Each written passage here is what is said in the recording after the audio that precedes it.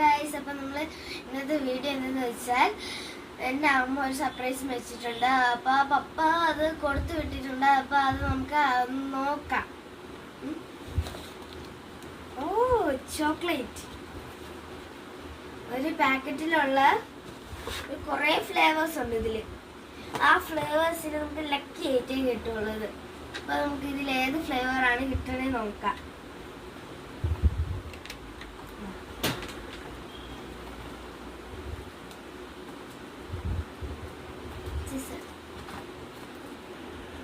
അപ്പോൾ ഇത് പൊട്ടിച്ചിട്ടുണ്ട്. അത് നമുക്ക് തുറന്നു നോക്കാം.